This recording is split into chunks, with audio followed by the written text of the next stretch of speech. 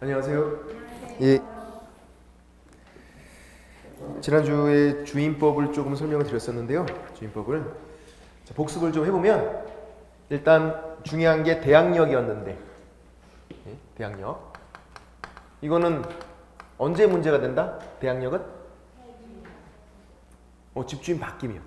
새로운 주인이 나가라 그런다고. 대항력이 없으면 나가야 되고, 그리고 또 대항력이 없으면 보증금을 누구에게?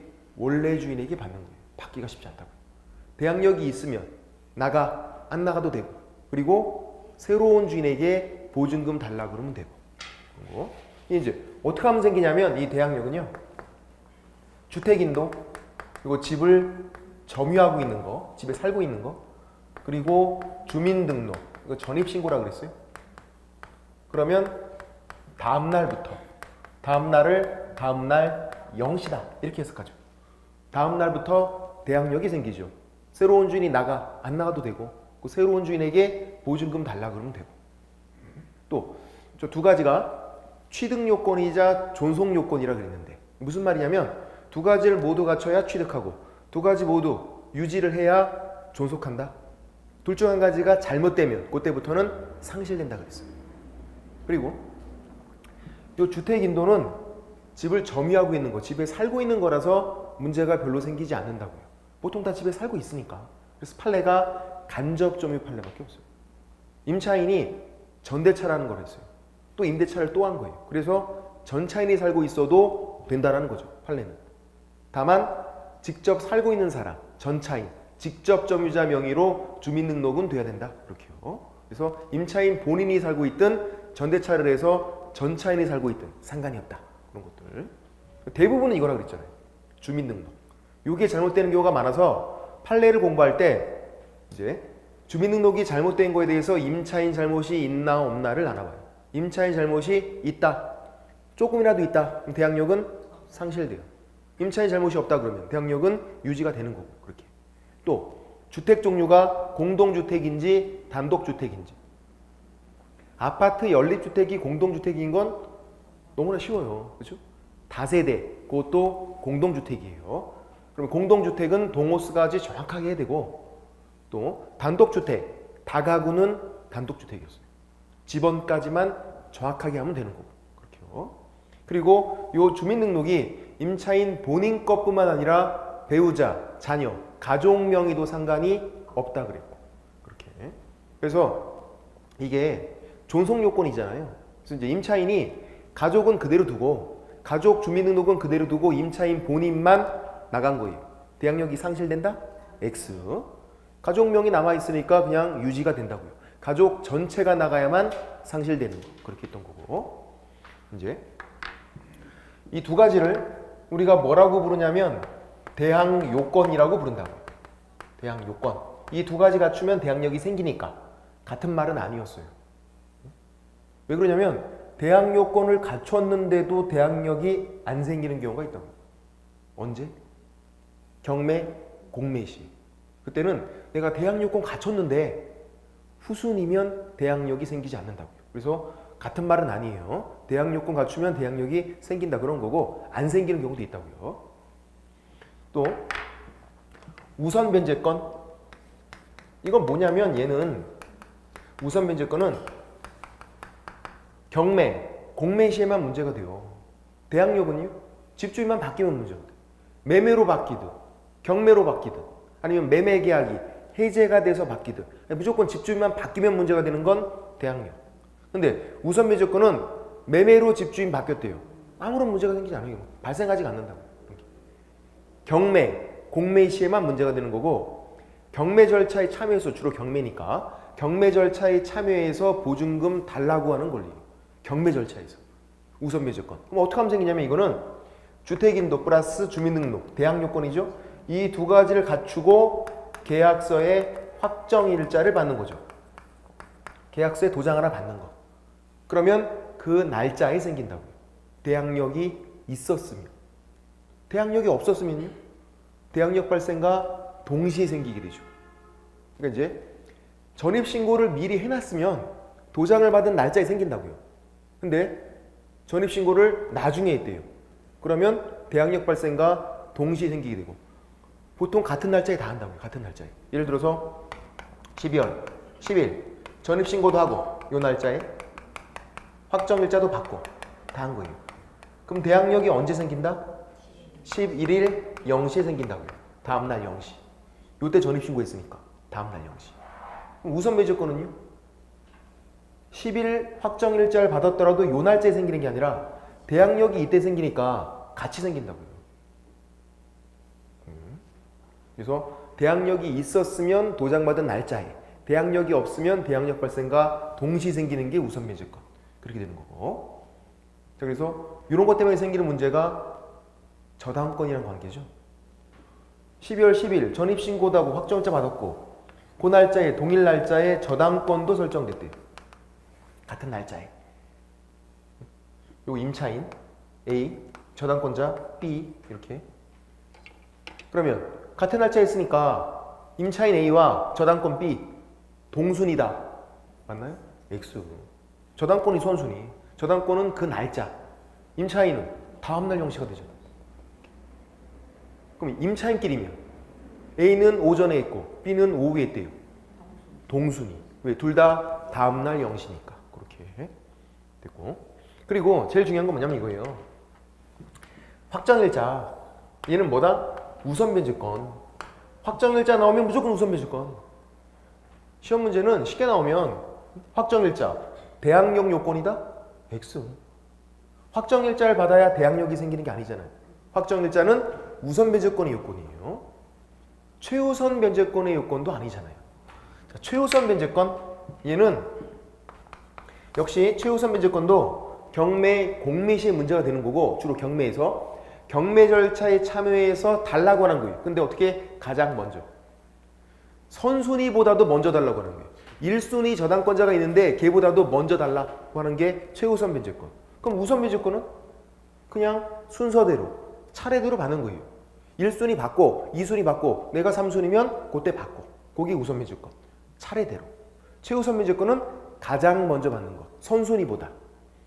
요건이 보증금이 소액이면서 서울에서는 1억 이하 그리고 대항 요건만 갖추면 돼요. 주택인도 플러스 주민등록 대항 요건만.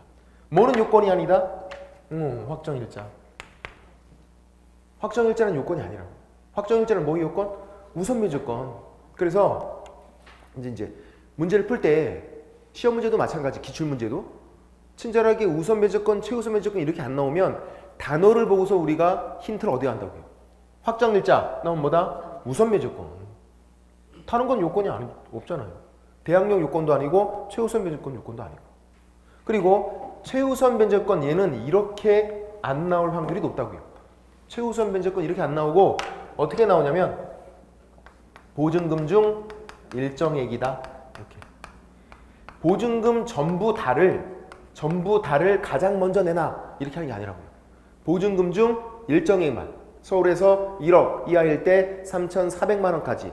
그만큼만 일정액 일부만 달라고 하는 거니까 가장 먼저. 보증금 중 일정액. 요 말이 보이면 최우선 변제권. 단어를 보고서 힌트를 얻어야 돼요. 그리고 이 세 가지가 같은 게 아니라고요. 따로. 그래서 한 임차인이 이 세 가지를 다 가질 수도 있고 한 임차인이 두 가지만 가질 수도 있고 한 임차인이 한 가지만 가질 수도 있고 요건에 해당하면 그냥 갖는 거예요. 따로니까. 그래서 문제를 풀 때 뭐를 물어보는지를 잘 구분을 하셔야 한다고요. 대항력을 물어봤는지 우선 매조건인지 최우선 매조건인지 이렇게. 자, 이제 대항력 언제 문제가 된다고요? 집주인 바뀌면. 이제 경매로 집주인 바뀌는 게 문제죠. 경매로. 이런 상황. 임차인이 먼저 들어왔어요. 최고 선순위로. 대항력권 갖췄고 확정일자 받았어요. 어떻게 한 거죠? 전입신고도 하고 계약세 도장도 받고 가장 먼저 이 사람이. 그 다음 후순위로 저당권이 설정됐어요. 그리고 새로운 임차인이 또 들어온 거예요. 1번과 3번은 다른 사람이에요. 대항력권 확정일자 전입신고하고 도장도 받고 이렇게 보통 다 이렇게 하니까. 이런 상태에서 이 집이 경매로 넘어갔어요. 경매로. 그러면 3번 임차인을 볼게요. 3번 임차인. 대항요건 갖췄어요. 대항요건. 집에 살면서 전입신고도 했다고요. 대항력이 없다. 대항력이 없어요. 무슨 말이냐면 경매 끝나고 낙찰자, 새로운 주인 낙찰자가 야 너 나가야 돼요. 이 3번 임차인은 그 낙찰자에게 뭔가를 주장할 수가 없어. 왜 그러냐면 자기 위에 저당권이 있어서 후순위여서. 이제 그럼 나가는 거고 보증금을 누구에게? 원래 주인에게 받는 거예요. 원래 주인에게. 낙찰자에게 뭔가를 주장하면 안 되니까. 그러니까 보증금을 못 받게 되는 거죠. 나가면서 보증금을 원래 주인에게 받는 건데 원래 주인이 돈이 없다고요. 원래 주인이 돈이 없어서 집이 경매로 넘어갔으니까 먹고 죽을 돈도 없어요. 보증금 떼이죠. 근데 또 확정일자를 받았잖아요. 그러니까 집에 살면서 전입신고도 했고 확정일자도 받았으니까 뭐는 있다? 우선매조건은 있다고. 우선매조건. 무슨 말이냐면 경매 절차에 참여해서 경매 절차에서 달라고 할 수 있다고요. 경매 절차에서. 낙찰자에게는 뭔가 주장이 안 되지만.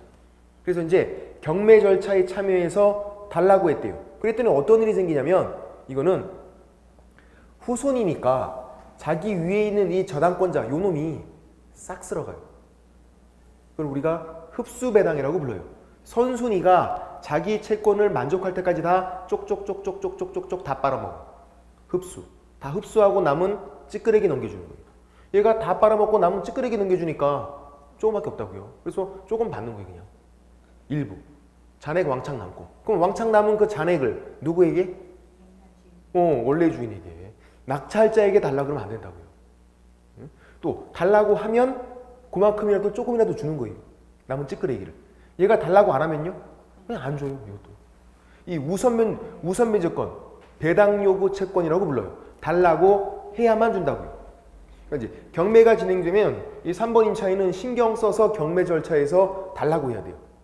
가만히 있으면 주겠지. 안 준다니까요. 배당 요구 채권이니까. 그렇게. 근데 1번 임차인은 대항력이 있어요. 최고 선순위니까. 그래서 얘는 경매가 진행돼도 가만히 있어도 돼요. 아무것도 안 해도. 대항력이 있으니까. 경매 끝나고 낙찰자, 새로운 주인에게 달라고 하면 돼요. 안 주면 안 나가면 되고. 얘는 대항력이 있으니까요. 또 확정일자 받으면 우선 변제권도 있다고요. 두 가지가 다 있어요. 그래서 판례 표현을 보면 대항력과 우선 변제권을 겸유하고 있는 임차인 이런 말이 나와요. 두 가지가 다 있다. 그럼 누구다? 선순위, 유리한 임차인. 얘는 이제 자기 마음대로 가만히 있어도 되고 경매 절차에서 달라고 해서 받을 수도 있어요. 달라고 했대요. 그러면 다 받을 확률이 제일 높죠. 1번이니까. 근데 만약에 왕창 받고 잔액이 조금 남아있대. 한 100만 원 남아있대요. 그럼 그 잔액에 대해서 대항력 주장할 수 있다고. 누구에게? 낙찰자에게. 낙찰자가 야 너 나가. 안 나가도 돼요. 왜? 100만 원 남았으니까 그 100만 원을 누구에게? 그 낙찰자에게 달라고 그러면 돼요. 안 주면 안 나가면 되고. 1번 임차인은 자기의 보증금을 다 받아야 대항력이 소멸된다. 잔액이 남아있으면 계속 대항력이 있는 거예요. 낙찰자에게. 그렇게. 그래서 유리한 임차인, 불리한 임차인. 그리고 매매로 집주인 바뀌면 1번이건 3번이건 상관이 없어요. 다 대항력이 있어요. 그러니까 순위가 중요한 거. 1번인지 3번인지 이렇게 선순위인지 후순위인지 중요한 건 어디서? 경매, 공매에서. 주로 경매에서만 그렇다는 거예요. 그렇게 보시면 되고. 선생님, 3번이 만약 소액 임차인이었을 네. 최우선 따로. 얘가 만약에 소액 임차인이면 최우선 면제권 행사할 수 있어요. 그렇죠. 얘가 소액 임차인이면 최우선 면제권 행사할 수 있어요. 그러니까 내가 소액 임차인이어도 뭐 설명드리겠지만 내가 소액 임차인이어도 확정일자를 받아두는 게 유리해요. 그러니까 소액 임차인이니까 최우선 면제권만 행사하면 되겠지 아니라고요. 최우선 면제권은 일부만 받잖아요. 그러면 확정일자 받으면요 우선 면제권이 또 있는 거예요. 그럼 두 가지 행사하는 게 좋죠. 만약에 얘가 달라고 하면 얘는 소액 임차인이면 최우선 면제도 받고 또 3순위니까 그거에 따라서 우선 면제권 또 받고 그렇게. 그러니까 1번 임차인이 다 못 받게 되는 경우가 뭐냐면 소액 임차인 때문에. 소액 임차인을 먼저 땡겨주니까 1순위에도 불구하고 얘가 다 못 받고 잔액이 남는 경우가 있는 거예요. 여기. 최우선 면제 때문에 그런 일이. 어쨌든 지난주에 어디까지 설명드렸죠? 지난주에 7페이지에서 7번은 설명드렸나요? 7번까지 설명드렸었죠? 네.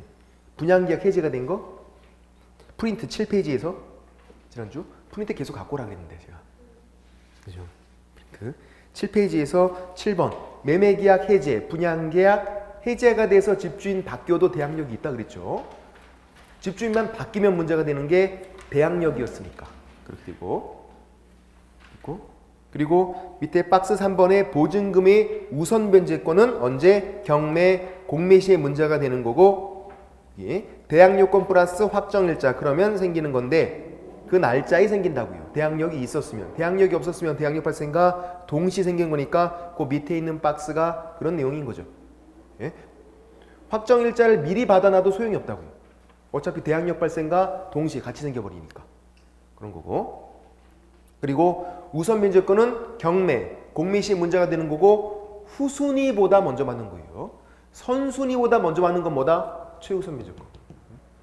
우선 변제권은 후순위보다 먼저 받는 거고 그리고 계약서에 도장 받는 거고 확정일자 받을 때 임대인 동의 같은 건 필요 없고 임차인이 그냥 받으면 돼요. 그렇게요. 어디 가서? 주로 동사무소 가서 주민센터 가서 근데 주민센터만 그건 아니에요. 법원, 등기소, 공증인사무소 상관이 없으니까 동사무소만 그러면 안 되는 거고 그리고 넘겨보시면 이제 8페이지에서 동그라미 3번 경매 시 문제가 되는 것이지 매매로 집주인 바뀌면 상관이 없다 그런 거고 또 오해를 하시면 안 돼. 뭐냐면 이것도 첫 단추를 잘 껴야 돼요. 임차인이 우선 변제권 아니면 최우선 변제권이 있대요. 임차인이 나 소액 임차인이어서 이것도 있고 그리고 확정일자 받아서 우선 변제권도 있대요. 두 가지가 다 있대요. 근데 임대인이 보증금을 안 주네. 임대인이 집주인이 그러니까 우선 변제권, 최우선 변제권이 있으니까 내가 살고 있는 집을 바로 경매로 넘기겠대요. 될까요? 안 돼요. 임차인이 자기가 살고 있는 집을 경매로 넘겨서 경매 넘겨서 그 경매 절차에서 이렇게 받으려면 경매를 넘기려면 방법이 딱 한 가지밖에 없어요. 임차인이 자기가 살고 있는 집을 경매로 넘기려면 소송을 제기해야 돼요. 보증금 반환 청구 소송. 임대인을 상대로. 승소한 다음에 그 판결문이 있죠.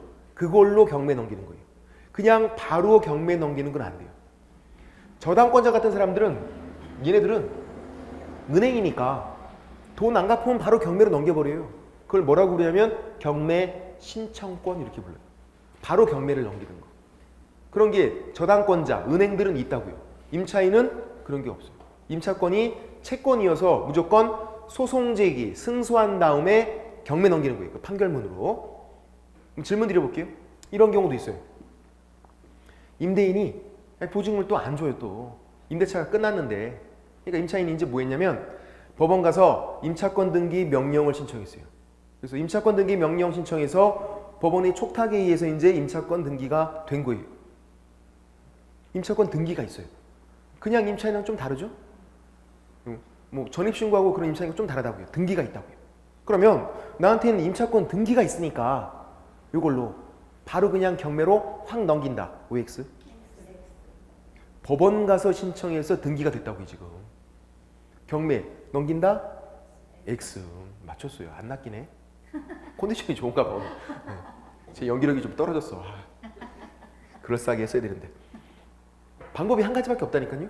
무조건 소송 제기, 승소한 다음에 그걸로 강제 경매, 소송을 제기해야 돼요. 임차권 등기가 있더라도 안 된다고요. 무조건. 방법이 한 가지밖에 없다 그랬으니까.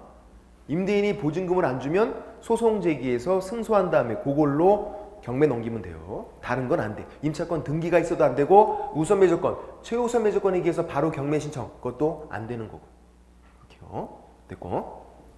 자 이제 8페이지에서 양가로 2번 확정일자에서 문제가 되는 건데 판례인데 동그라미 1번 판례가 약간 문제가 돼요. 보세요.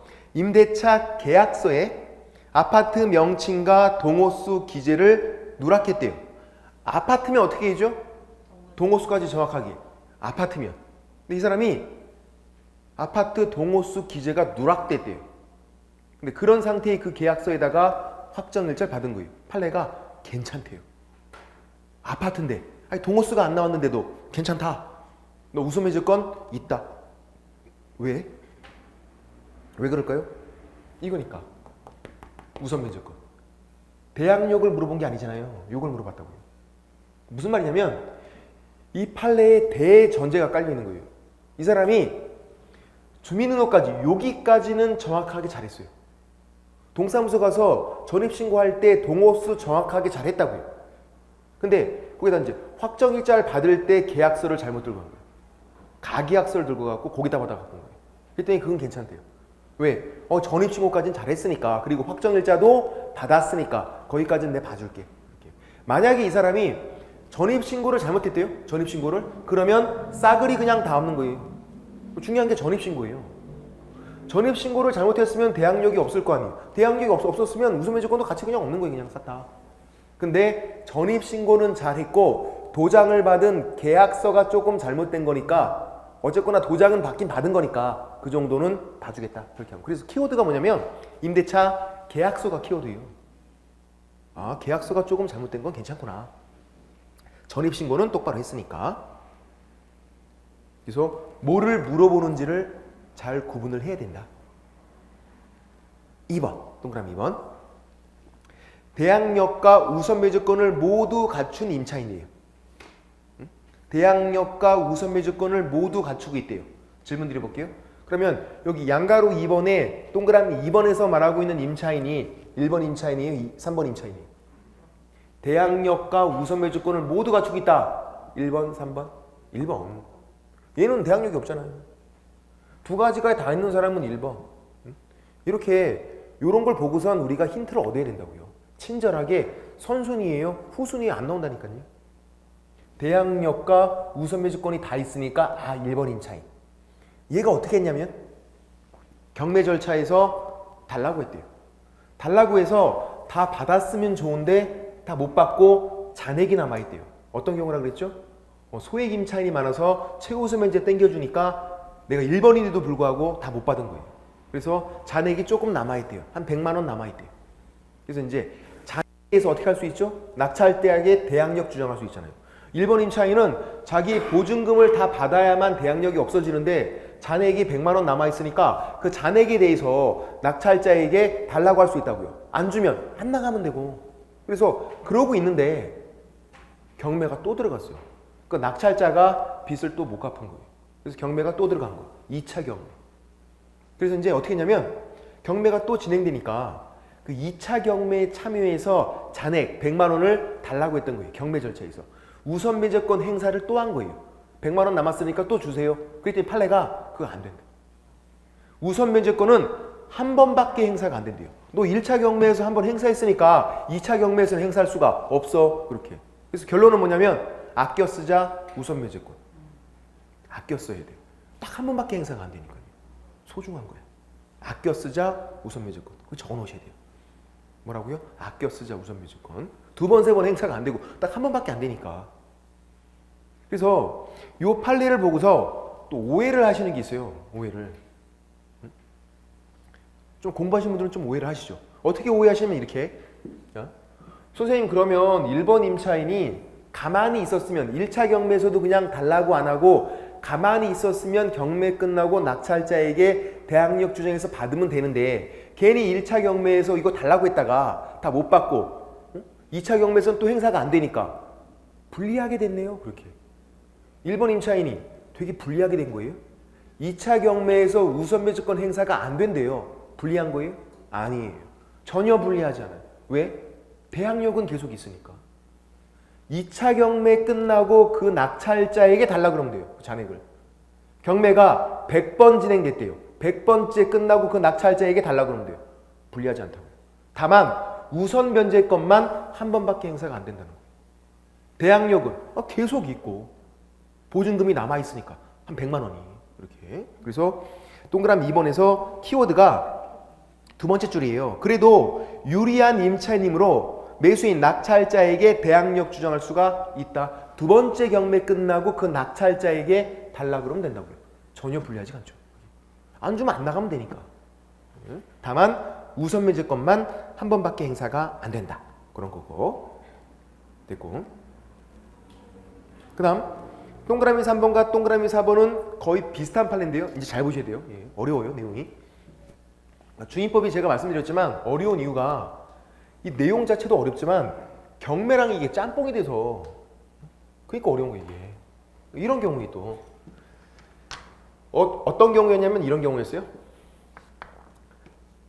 임차인 가장 먼저 들어왔어요. 대항요건 확정일자 이렇게 전입신고하고 도장도 받고 가장 먼저 후순위로 또 저당권 설정됐어요. 위에 거랑 거의 비슷하네요. 이런 상황. 근데 이제 얘가 이제 이사를 가게 된 거예요. 그냥 이사를 갈 때 어떻게 되죠? 상실.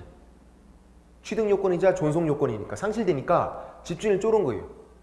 등기해줘 그렇게. 그래서 등기를 했어요. 전세권 설정 등기를 한 거예요. 그럴 수 있나요? 임차인이 전세권 설정 등기를 할 수 있나요? 할 수 있어요. 임대차 보증금으로다가 할 수 있어요. 보증금이 있잖아요. 그걸로 전세권 설정 등기한 거예요. 같은 사람이고. 그리고 나서 이사를 간 거예요. 이제. 어떻게 됐을까요? 이사 가는 순간에 끝. 1번은 그냥 없어지는 거예요. 이사 갔잖아요. 취득 요건이자 존속 요건. 그럼 얘는 전세권은 남아있어요. 후순위로 등기했으니까. 이런 상태에서 경매가 들어갔어요. 얘는 1번은 어차피 없는 거고 3번 전세권은요. 자기 위에 또 저당권이 있으면 경매로 소멸이에요. 없어져요. 그냥. 자기 위에 저당권이 있으면. 저당권 밑으로는 다 그냥 죽어버리는 거예요. 경매에서. 자기도 죽고 다 죽여버려요. 또 달라고 했더니 어차피 1번은 없는 거고 1번은 이사 가는 순간에 끝난 거고 달라고 했더니 얘가 1순위 배당이고 얘가 2순위 배당이에요. 얘는 없는 거고 이사 갔으니까. 그래서 얘가 싹 쓸어가고 남은 찌끄레기 또 얘가 받은 거죠. 그러니까 얘가 소송 제기한 거예요. 아니 내가 같은 사람이고 나 먼저 들어왔고 나 등기까지 했는데 이게 뭐 하는 짓이냐. 왜 조금 주냐고. 판례가 어쩔 수 없대요. 임차권 따로 전세권 따로. 전세권 더 좋아 보이지만 이걸로 1순위에 있는 임차권을 이렇게 보호하고 그런 건 안 된대요. 얘가 만약에 이사를 안 갔으면 두 가지가 다 있는 거예요. 임차권 따로 전세권 따로예요. 임차권은요 채권, 전세권은 물권, 성격이 완전히 다른 권리예요. 한 사람이 두 가지를 다 가질 수도 있어요. 근데 그 전세권으로 임차권을 보호하고 그렇게는 안 되는 거예요. 그리고 등기를 잘못한 거예요. 전세권 설정 등기했으면 안 되는 거예요. 이 사람은. 임차인이잖아요. 임차권 등기를 해야지 그러면. 왜 등기를 이걸 해요? 더 좋아 보인다고 좋아할 게 아니라고 지금 이게. 아까 이사 갈 때는 임차권 등기 명령 신청해서 임차권 등기를 해놓고 이사를 가면 옛날 게 그냥 유지가 돼요. 아니면 민법상 임차권 등기가 있어요.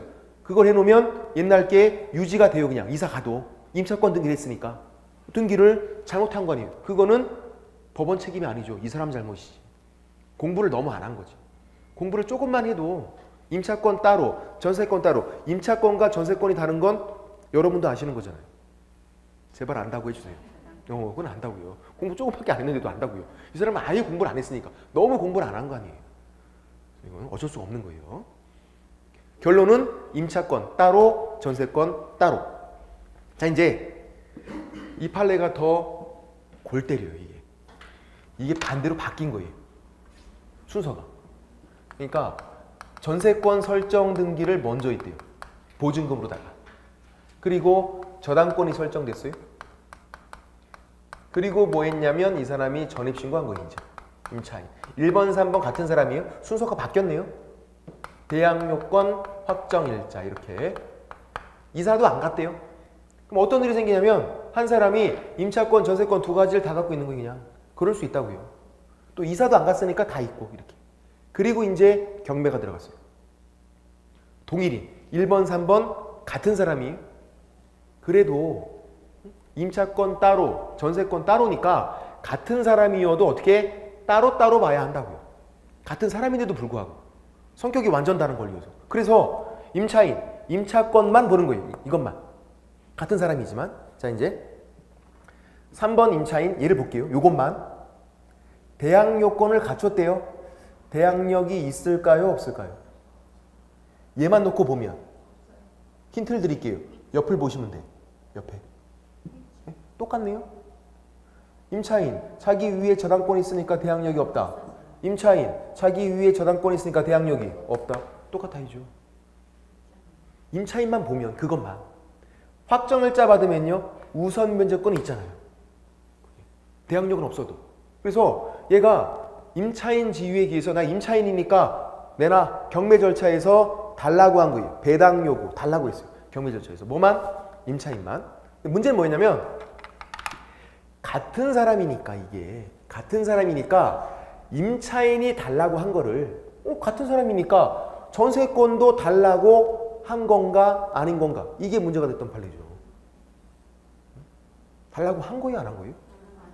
안 한 거죠. 왜? 임차권 따로 전세권 따로잖아요. 얘는 분명히 달라고 그러기를 임차인 지위에 기해서 이것만 달라고 했지 전세권은 언급도 안 했잖아요. 그러니까 임차인 지위에 기해서 배당 요구 달라고 한 거를 선순위에 있는 이 전세권에 기해서 달라고 한 걸로 배당 요구한 걸로 볼 수가 없다라는 거죠. 이 사람은 두 번 달라고 해야 돼요. 요것도 달라고 해야 되고 요것도 달라고 해야 되고 다. 왜? 따로따로니까. 임차권 따로, 전세권 따로. 그렇게요. 이해가 되시나요? 어려운 건데. 결론만 기억하시면 사실 또 충분할 수 있죠. 임차권 따로, 전세권 따로다. 한 사람이 그 두 가지 권리를 다 가질 수도 있다고요. 어떤 경우라고요? 보증금으로 전세권 설정 등기를 한 경우예요. 그럼 두 가지가 다 있어요. 그래도 권리 행사할 때 어떻게 해라? 따로따로 해라. 임차권은 임차권만, 전세권은 전세권만 그렇게 따로따로 행사하라고요.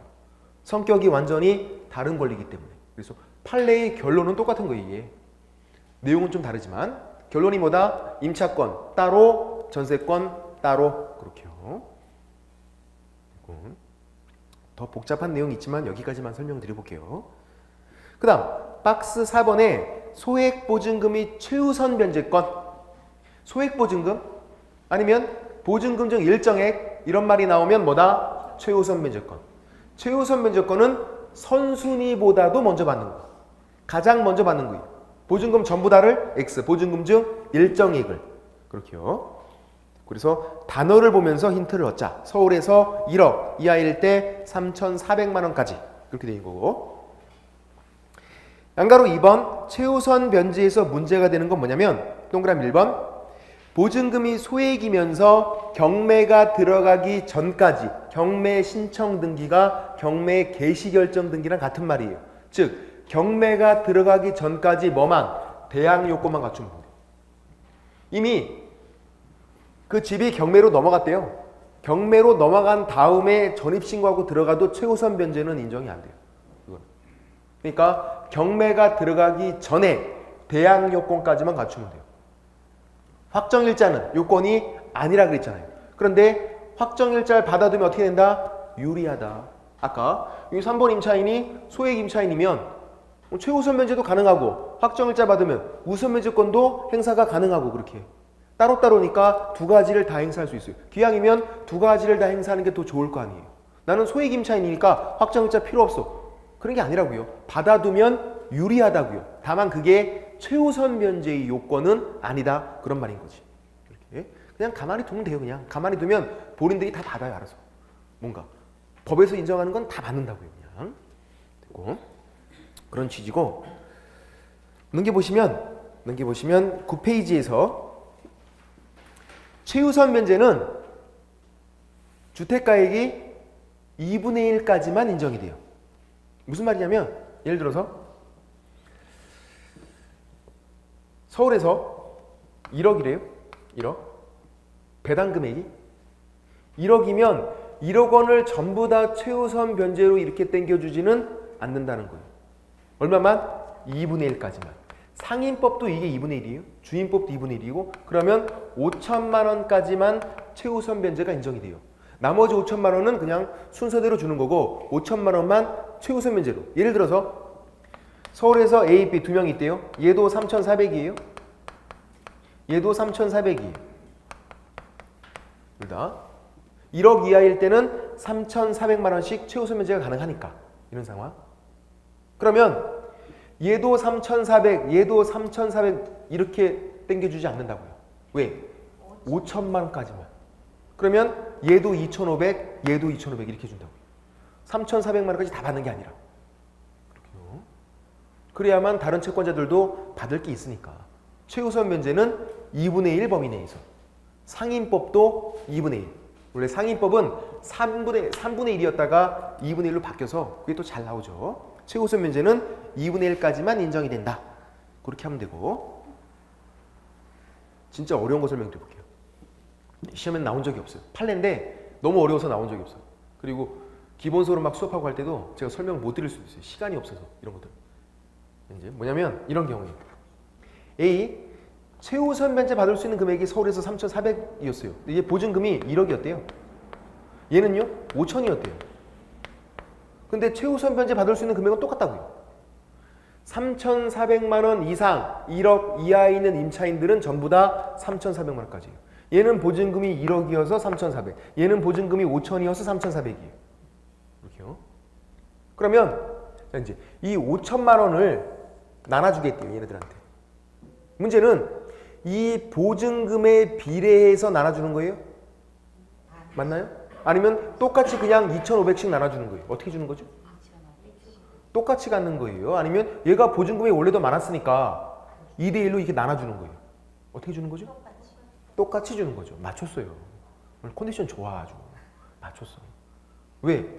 없는 사람들끼리 싸우는 거 아니야. 그냥 위아더 월드. 뭘 그렇게 또 싸우고 있어. 왜 그러냐면 판례가 이 보증금에 비례해서 이걸 나눠주지 말고, 이 보증금에 비례하지 말고 얘네들이 받을 수 있는 금액, 배당받을 수 있는 금액에 비례하래요. 얘도 3,400, 얘도 3,400이니까 1대1 똑같잖아요. 그래서 2,500만 원씩. 그래서 요 보증금에 비례한 게 아니라 배당받을 금액에 비례하니까, 요거에 비례하니까. 예. 판례인데도 아직까지 문제가 나온 적은 없어요. 이거는 내용이 좀 어려워서 그렇게. 그냥 결론은 없는 사람들끼리 그냥 위아더 월드 똑같다. 그냥 n분의 1이다.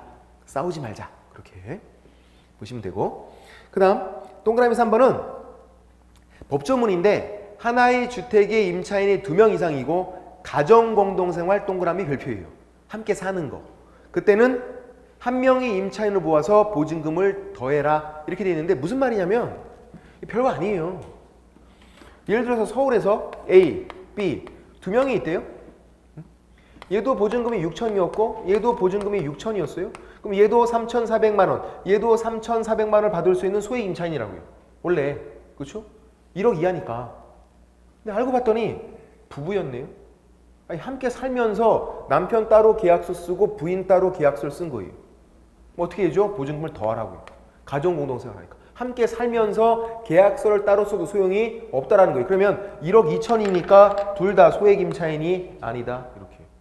당연히 그래야 될 거 아니에요. 안 그러면은 가족끼리 따로따로 다 계약서 써서 다 소액 임차인 그러면 말이 안 되니까. 그래서 키워드가 가정공동생활. 함께 사는 경우만 보증금 더하는 거예요. 그럼 질문 드려볼게요. 상가건물 임대차 보호법이에요. 상가건물. 거기에 가정공동생활하면 보증금은 더해라. 이런 거 있을까요? 없을까요? 당연히 없죠. 상가건물에서 가정공동생활이 불가능하니까 상가건물에서 이렇게 추운데 어떻게 같이 잠을 자고 말이 안 되잖아요. 입 돌아간다고요. 주인법만 가능한 거예요. 가정공동생활 이런 게 보이는 건 상인법에는 없어요. 주인법만 있는 내용이에요. 상인법은 미리 결론부터 말씀드리면 주인법과 차이점을 잘 보시면 돼요. 이런 게 가정공동생활 이런 게 주인법은 있는데 상인법은 없으니까 차이점이잖아요. 그런 차이점들을 잘 기억을 하셔야 한다고요. 상인법은. 그렇게 됐고 충분히 이해가 되고 동그라미 4번 아까 설명드린 건데 우선 면제권이나 최우선 면제권 이 두 가지 달라고 해야 준다고요. 임차인들이 멍 때리면 안 줘요. 아유 나는 소액 임차인이니까 최우선 면제권 달라고 안 해도 그냥 챙겨주겠지 판사가. 택도 없어요. 본인이 달라고 해야 돼요. 그게 우선 면제권이건 최우선 면제권이건 상관이 없다고. 다 배당 요구 채권이다. 달라고 안 하면 안 줘요. 그러니까 아까 말씀드렸지만 후순위 임차인들 1번 같은 사람은 이렇게 유리한 선순위 임차인들은 사실 별로 문제가 안 된다고요. 왜? 대항력이 있으니까. 경매에서 아무것도 안 해도 괜찮아요. 경매 끝나고 낙찰자에게 받으면 되니까 얘는.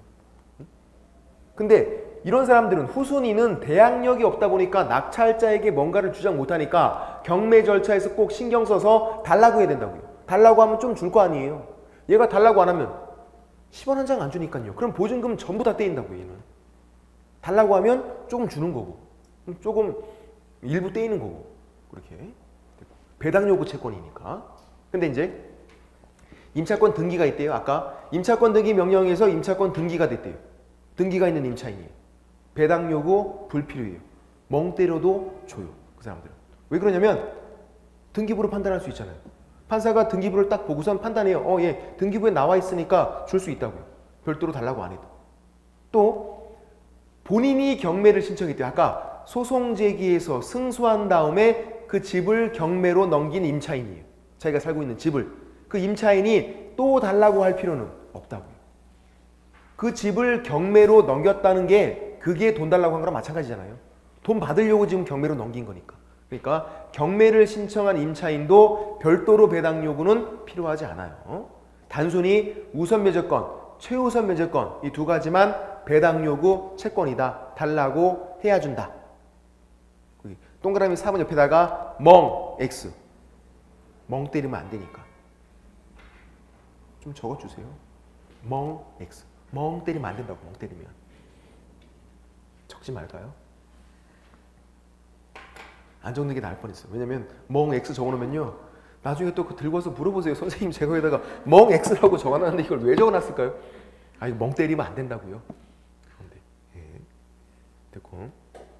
그 다음 5번 보시면 임차권 등기 명령에서 임차권 등기가 경료가 됐대요. 그 주택을 후에 임차한 소액 임차인은 최우선 면제권이 인정이 안 돼요.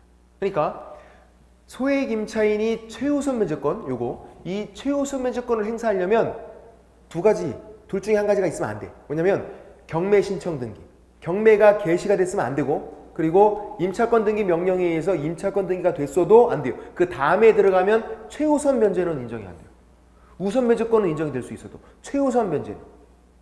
왜 그러냐면 그 둘 다 비슷한 내용이에요. 그 집이 경매로 넘어갔대요. 어떤 상황인데요? 그 집이 경매로 넘어갔다. 아 임대인이 돈이 없구나. 그런 상황이라고요. 임대인이 돈이 없으니까 집이 경매로 넘어간 거 아니에요. 근데 그거 알면서 굳이 그 집에 들어가겠대. 소액 임차인들. 그거 안 된다고요. 그러면.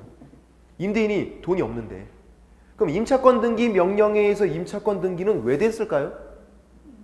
임대인이 돈이 없어서. 보증금을 안 주니까 이 사람이. 돈 있으면 줬죠.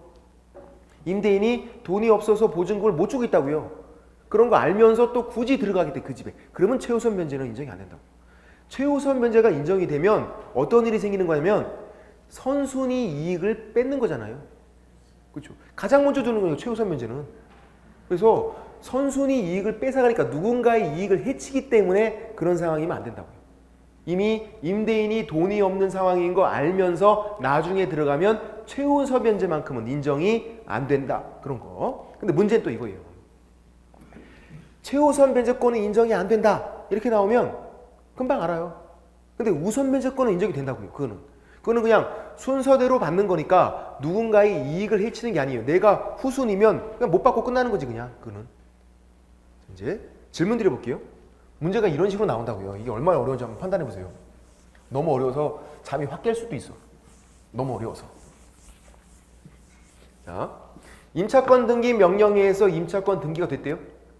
임차권 등기 명령에 의해서 임차권 등기가 됐고 그 주택을 후에 임차한 소액 임차인이에요. 소액 임차인이 보증금 중 일정액에 대해서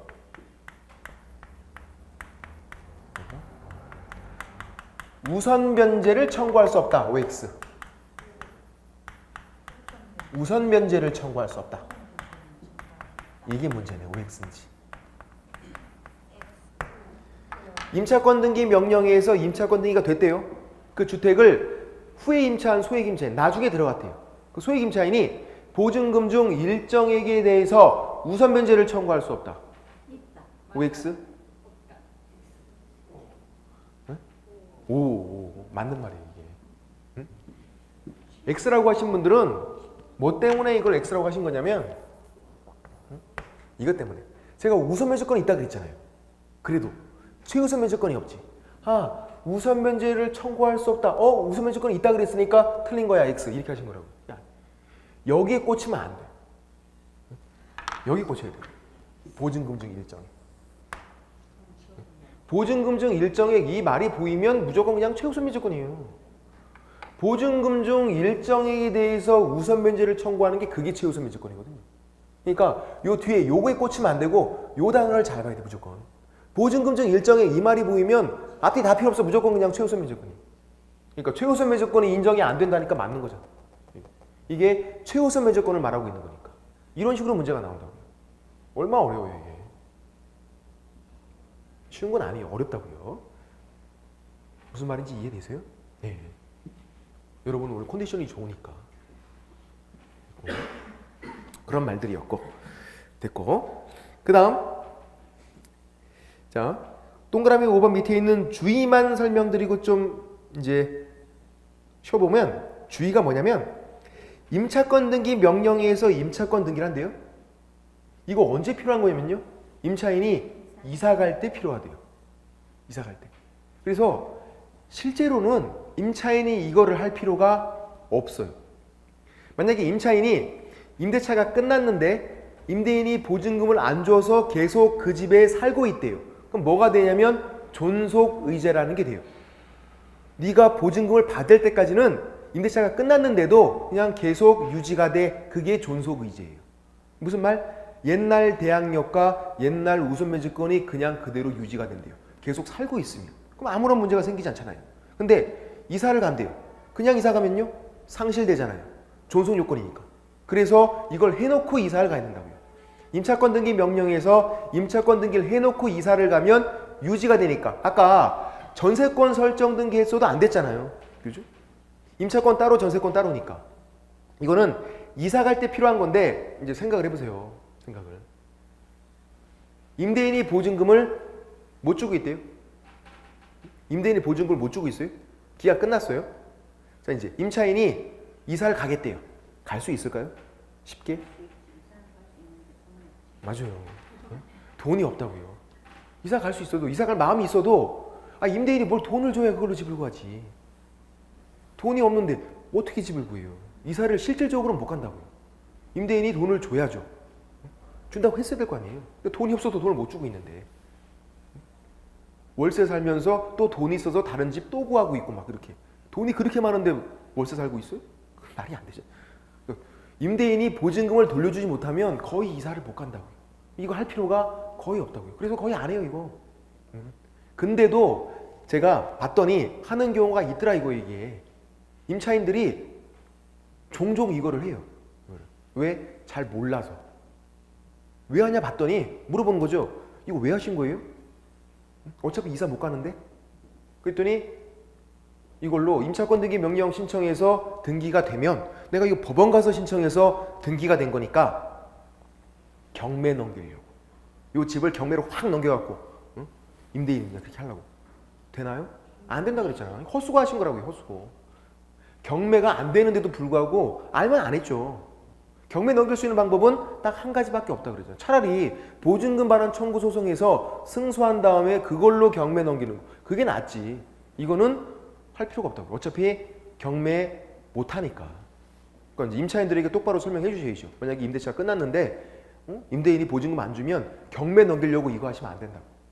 이건 경매를 넘길 수 있는 그게 아니니까. 그냥 이사 갈 때 이사 가면 옛날 게 그냥 유지가 되는 거고 이사 안 가면 별 필요가 없다. 존속 의제 때문에. 똑바로 알면 안 할 거 아니에요. 이게 헛수고 안 할 거 아니에요. 그런 취지로 그렇게 보시면 되고 됐고 동그라미 6번은 조금 중요한 거고 좀 어려워서 좀 쉬셨다가 다시 설명드릴게요. 동그라미 6번은 프린트 안 보신 분들은 다시 받으셔야 될 것 같은데.